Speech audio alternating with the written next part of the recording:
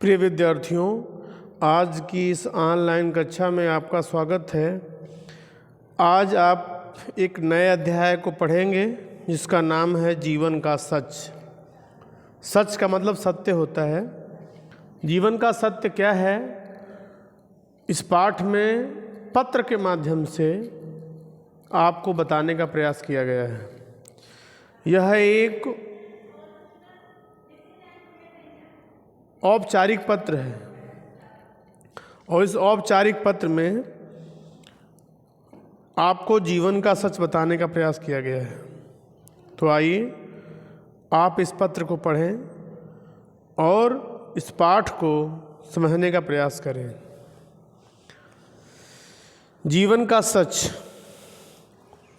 जैसे हम पत्र में ऊपर लिखते हैं, पता C 581 जनकपुरी दिल्ली एड्रेस है। एड्रेस लिखने के बाद हम उसके नीचे दिनांक लिखते हैं, 12 मई 2016 लिखा हुआ है। उसके नीचे संबोधन है, प्रिय रेखा, सप्रेम नमस्ते। संबोधन के नीचे अभिवादन है, जो कि पत्र का नियम है, पत्र का प्रारूप है। बहुत दिनों से तुम्हें पत्र नहीं लिख पाई।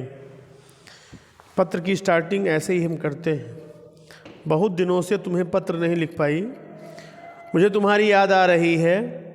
आज मैं एक विलक्षण अनुभव से गुजरी हूँ। विलक्षण उसे कहते हैं जो बिल्कुल अनोखा होता, अद्भुत होता है। और अद्भुत अनुभव, अनोखा अनुभव जो कोई होगा वह हमारे मन मस्तिष्क पर गहरा प्रभाव डालेगा। जीवन में जब कभी भी हम ऐसा अनुभव करते हैं जो कभी नहीं किया, तो वह बहुत ही गहरा होता है। उसका प्रभाव, उसका असर इतना तगड़ा होता है कि उस अनुभव को हम कभी भूल नहीं पाते। तो कहती हैं कि इस अनुभव से जितना मैं गुजरी हूँ, जिसने मेरे मन पर गहरा प्रभाव डाला है। गहरा प्रभाव डालना मतलब कभी भूल न पाना। मैं उस अनुभव को तुझसे साझा करना चाहती हूँ। साझा करना मतलब बांटना, शेयर करना। कहती हैं कि रेखा जी, मैं अपने अनुभव को आपसे बांटना चाहती हूँ। आज कक्षा में गणित की अध्यापिका ने 5 मुश्किल सवाल हल करने को दिए। हमारी कक्षा में सबसे मेधावी होता है जो बहुत तेज होता है, ठीक है।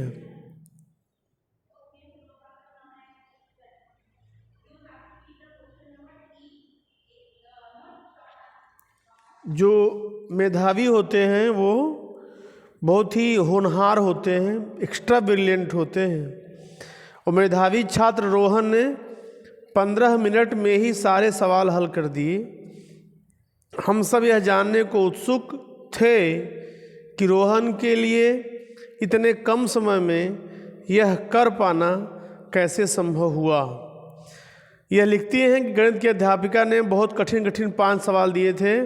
इनकी कक्षा का जो सबसे तेज विद्यार्थी रोहन था, 15 मिनट में ही उसने सारे सवाल को हल कर दिया।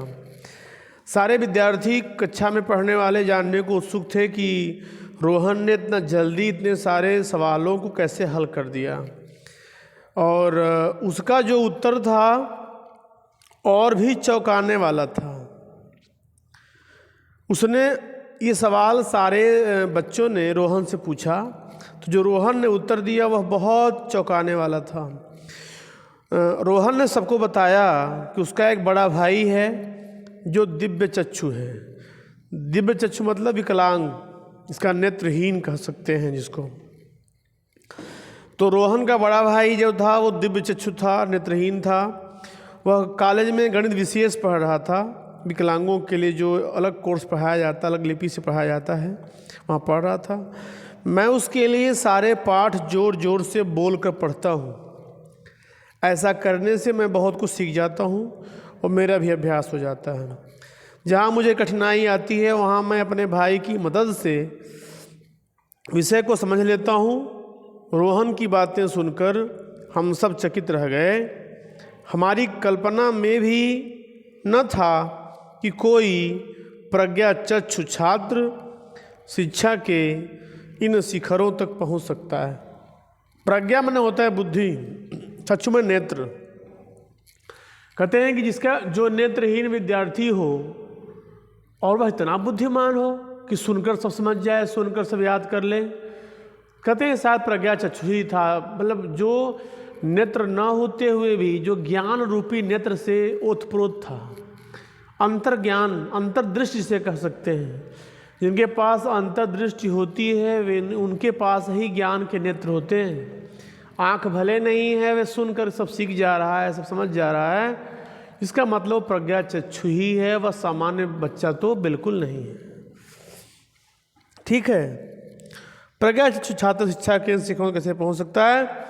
कहते हैं कि ईश्वर ने जिनके ज्ञान रूपी नेत्र खोल देते हैं, ईश्वर ने जिनका खोल दिया ज्ञान रूपी नेत्र, वह जीवन में अपने बहुत ही जल्द सुन समझ सीख सकने में सक्षम हो जाता है। हमारी जिज्ञासा को देखते हुए, जिज्ञासा जानने की इच्छा को देखते हुए अध्यापिका ने दिव्यांग लोगों के जीवन से, दिव्यांग वही विकलांग लोगों के जीवन से ऐसे बहुत से उदाहरण दिए जो देख नहीं सकते, बोल नहीं सकते, सुन नहीं सकते, फिर भी जीवन के प्रति उनके उत्साह में कोई कमी नहीं है। वे जीवन में बहुत कुछ करना चाहते हैं।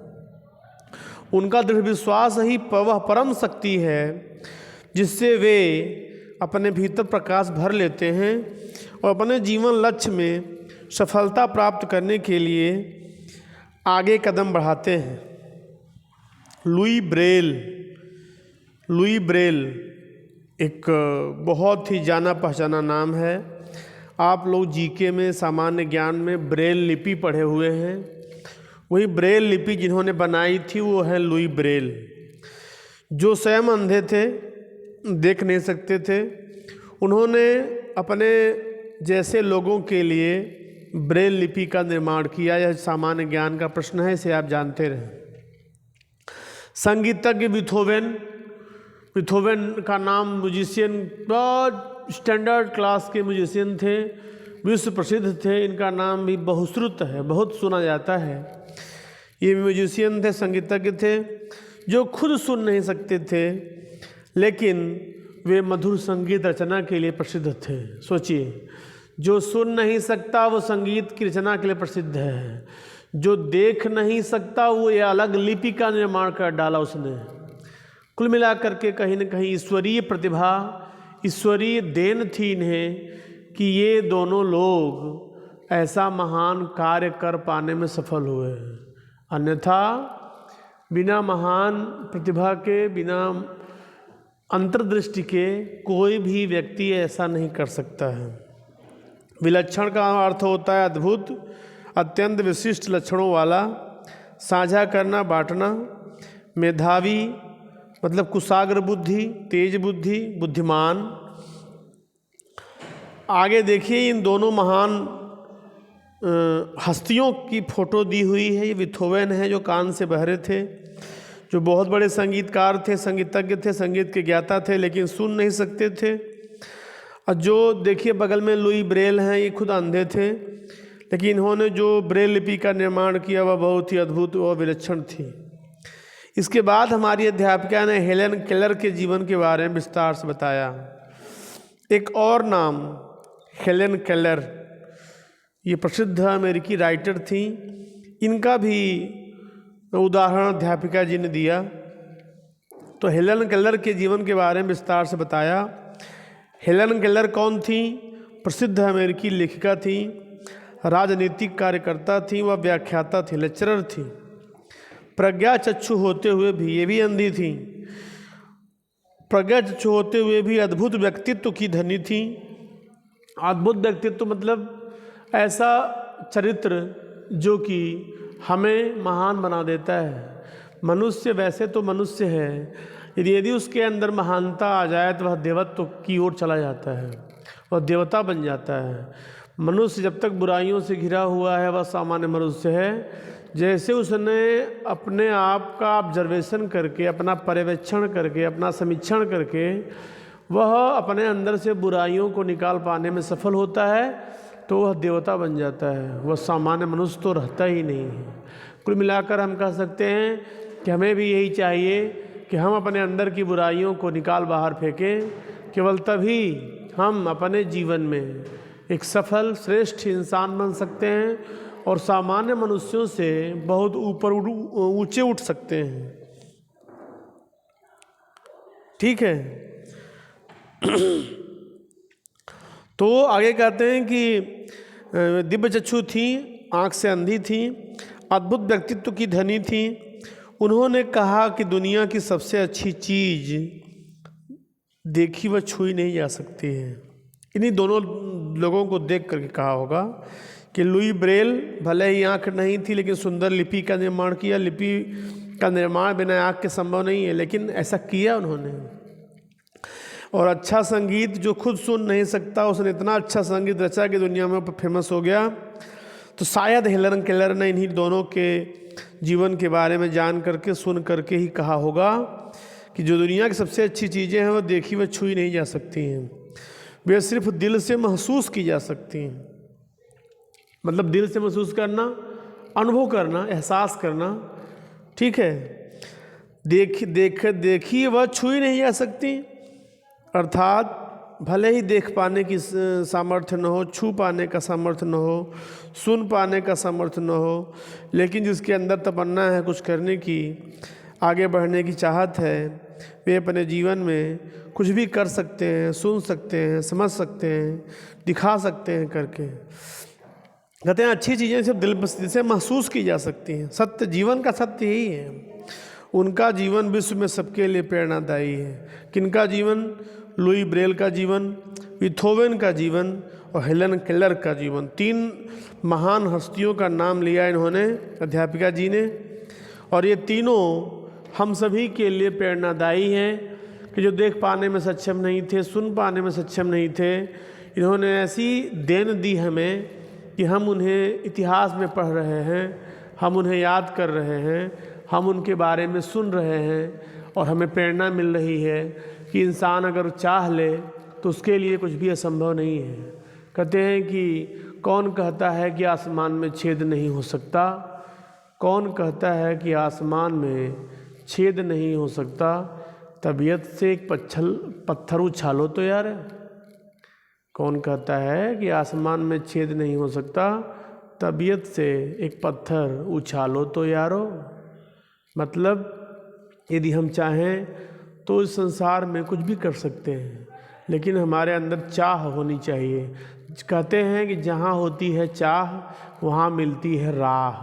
जब हम चाहते हैं तो रास्ता अपने आप तैयार हो जाता है, लेकिन उसके लिए हमारी इच्छा शक्ति प्रबल होनी चाहिए, अटूट होनी चाहिए, श्रद्धा अडिग होनी चाहिए, अमिट होनी चाहिए, हमें अपने पर विश्वास होना चाहिए और कुछ करने की चाहत होनी चाहिए। अगर ऐसा है तो हमें आगे बढ़ने से कोई रोक नहीं सकता है। अब कहते हैं कि हेलन केलर का जो परिचय देना चाहते हैं कि हेलन केलर का जन्म 27 जून 1880 को हुआ था। जब वे 1.5 साल की थी तब अचानक बहुत बीमार हो गई। उस बीमारी के कारण उनकी देखने व सुनने की शक्ति चली गई, मतलब अंधी भी हो गई, बहरी भी हो गई। उनकी इस अवस्था से सब चिंतित हो गए। उन्हें लगा कि अब उनके जीवन में अंधेरा छा जाएगा, वे कभी कुछ नहीं कर पाएंगी। लेकिन हेलन ने अपनी दृढ़ संकल्प शक्ति के सहारे ऐसी सब दुश्चिंताओं को निर्मूल कर दिया।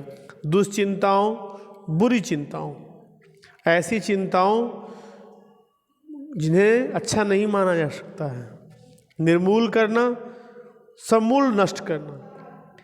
निर्मूल का मतलब होता है पूर्णतः विनष्ट करना। ठीक है। बेबुनियाद जिसे कहते हैं, फालतू। मतलब यदि आप ये सोचते हैं कि हम कुछ नहीं कर पाएंगे तो यह जो है बहुत ही फालतू बात है।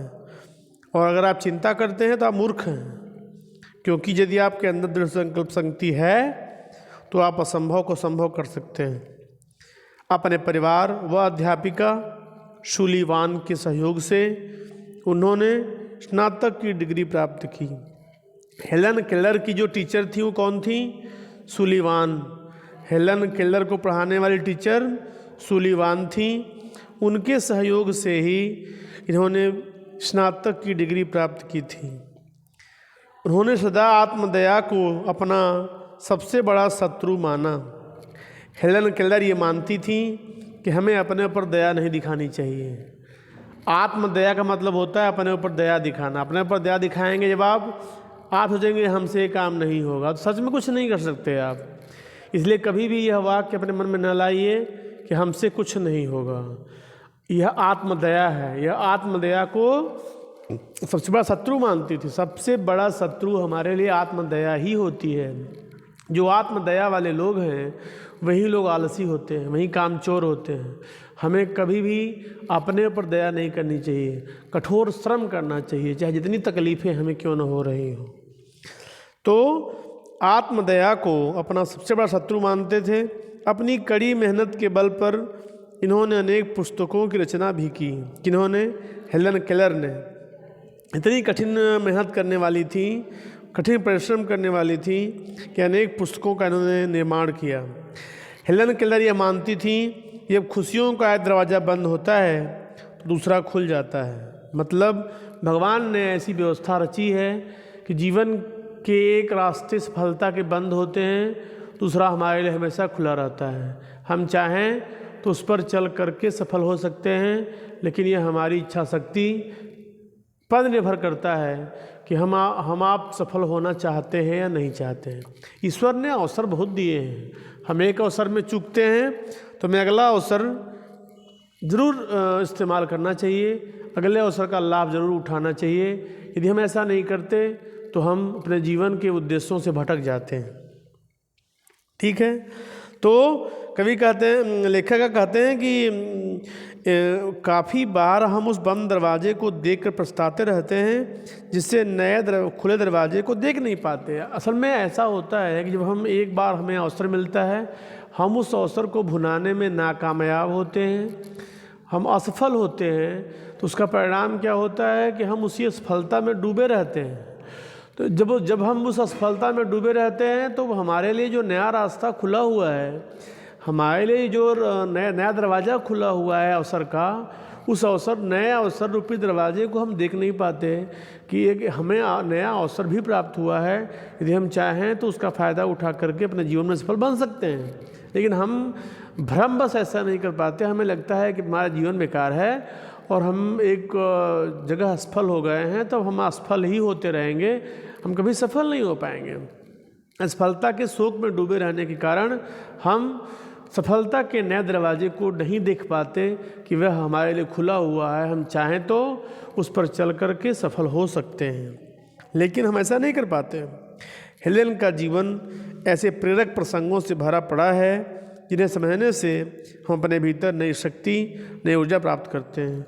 ये कहना चाहते हैं लेखिका जो भी हैं कि जब कभी भी हम हेलन केलर जैसे लोगों के जीवन को पढ़ते हैं, उनके संघर्षों को पढ़ते हैं, उनके झंझावातों को, उनकी कठिनाइयों को, उनके जीवन में आने वाली परेशानियों को पढ़ते हैं, तो हमारे अंदर एक नई इच्छा शक्ति, नई ऊर्जा का संचार होता है। सारी कहानी अपराजेय जिसे हराया न जा सके, इच्छा शक्ति और आत्मबल की कथा है। हेलन केलर की कहानी कभी न हिम्मत हारने वाली और आत्मविश्वास के बदौलत अपने जीवन में पाने वाली सफलता की कहानी है। हम सभी अपने मजबूत इच्छा शक्ति, अटूट आत्मविश्वास और कठिन परिश्रम से जीवन की सारी बेड़ियों को काटते हुए, जीवन की सारी बाधाओं का सामना करते हुए, उन्हें नष्ट करते हुए अपने जीवन की सफलता की नई ऊंचाइयों पर पहुंच सकते हैं, जीवन के सफलता के नए मुकाम पर पहुंच सकते हैं। इसके लिए हमारे अंदर इच्छा शक्ति के साथ साथ अधिक आत्मविश्वास, कठिन अभ्यास, कठिन परिश्रम, तत्परता होना अवश्य चाहिए। एक आते अपनी देखने व सुनने की शक्ति छीन जाने पर उन्होंने बोलना भी बंद कर दिया, मानो बोलना भूल गई। जब बहरी और अंधी हो गई तो उन्होंने गूंगा भी बन गई, गूंगी भी बन गई, और गूंगी बन करके बोलना भी बंद कर दिया इन्होंने। लेकिन बोलने की प्रबल इच्छा इन्हें बार बार उद्वेलित करती थी। उद्वेलित करना मतलब आवेशित करना, अशांत करना, ठीक है। कुल मिला करके आप ये समझ लें कि जब अंधी और बहरी हो गई तो इन्होंने बोलना भी बंद कर दिया, बोलना नहीं चाहती थी। अंदर से बार बार बोलने की इच्छा होती थी, परंतु ये नहीं बोलती थी, चुप रहती थी। चुप चुप रहते हैं, ज़रूर कोई बात है। चुप रहना भी आज के ज़माने में बहुत बड़ी कला है। इस कला के माध्यम से भी हम अपने जीवन में बहुत कुछ हासिल कर सकते हैं। सबका सुने, करें अपने मन का। सबकी बातें सुन कर के सीखने का प्रयास करें, कम से कम बोलें, अधिक सुने, तो अपने जीवन में हम अच्छे बन सकते हैं, श्रेष्ठ बन सकते हैं, उत्तम बन सकते हैं। पाठ के दूसरे हिस्से के साथ हम कल फिर उपस्थित होंगे। तब तक के लिए धन्यवाद। आप इसके बाद जो शब्दार्थ दिया हुआ है उसे अपनी कक्षा कार्य कापी में लिखने का प्रयास करें।